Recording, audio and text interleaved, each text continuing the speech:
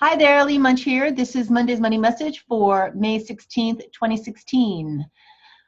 So in all my coaching programs, whether it's a one-on-one program, a small group, an online course, you name it, everything I do is based on my 5 Steps for Success program and results formula.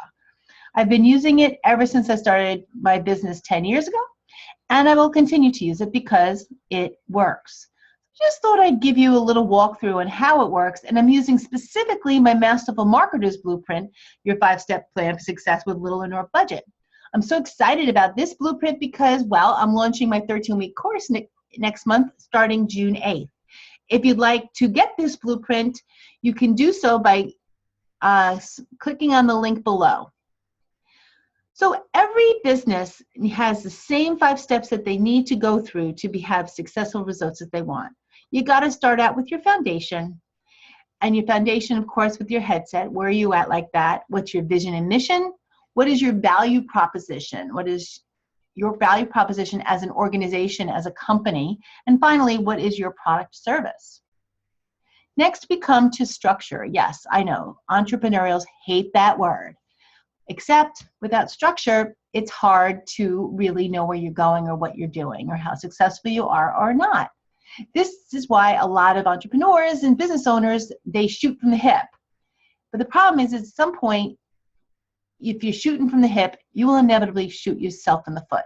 So structure is a good thing. And the sooner that you can try to wrap your heads and make it work for you, there's not one straight structure that's good for everybody. But you need to find one that works for you so that you can control your business, because you went into business because you wanted freedom and you wanted, to do great things and all these wonderful things. Well, you can't have that if there's not some sort of structure there.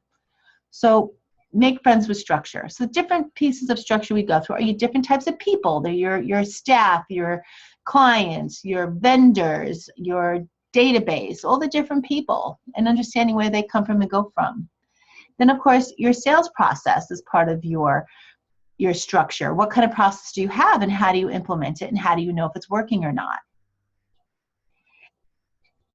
And a key part of that is to know your numbers. Next week, I'm going to do a whole little mini training on knowing your numbers, what I call the 5 ways to double your monies in fastest 6 months. Skills, training.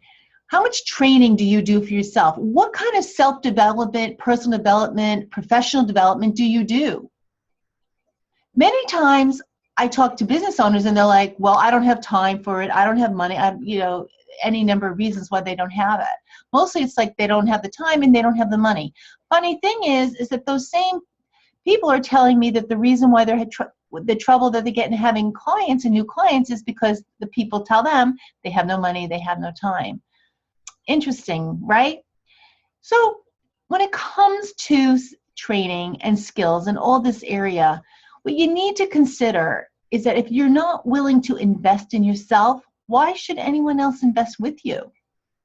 What kind of sign are you sending to people if you don't think you're worth investing in? If you don't think you're worth investing in, somehow that vibration that'll come across to your potential new clients.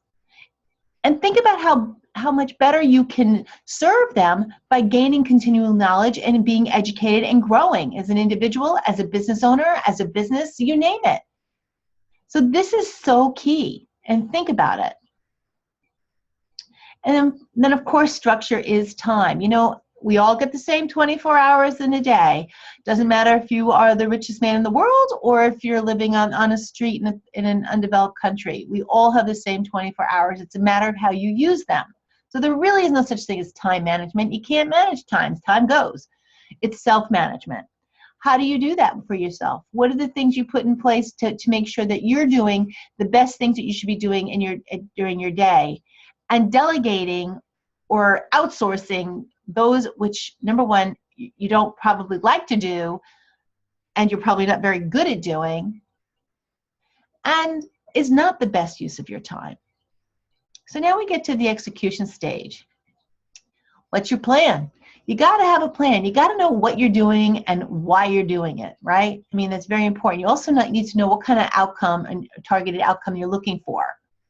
Then you have to figure out what how you're going to execute it, aka what's the strategy you're going to use to execute your plan. Well, you know, the strategy and the overall, and then you got to figure out how you're going to determine whether it worked or not, whether it was good, whether it was bad, all those kinds of things. So what is your next step as you go through your plan and execution? And number one key strategy that anyone can use as a conversion tool is just plain following up. Follow up and follow through. Do what you say you're going to do. Then we get to assessment. Assessment is, if you don't start looking at the things where you are right now, it's going to be very difficult. As I say, you cannot change, you cannot improve that which you do not measure, because if you don't measure it, you don't know where it is, right? So KPIs are key performing indicators, or commonly, it's like, what are the things in your business that you need to know and track so that you know that you're on target, you're above target, or below target? So you have to figure what's the most important thing, and it all depends on the area of the business you're trying to improve and what you're trying to accomplish.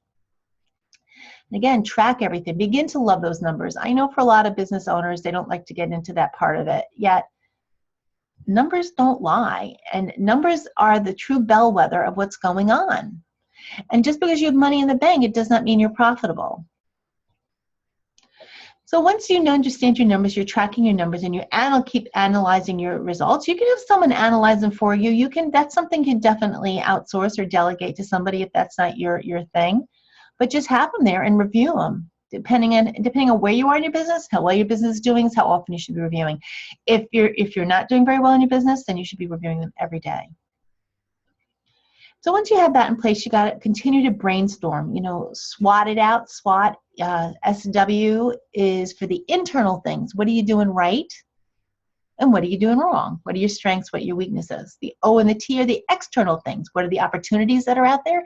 And what are the threats? So what are the things that you can take advantage of that's going on, whether it's in your industry, in the economy, in your area, whatever that is?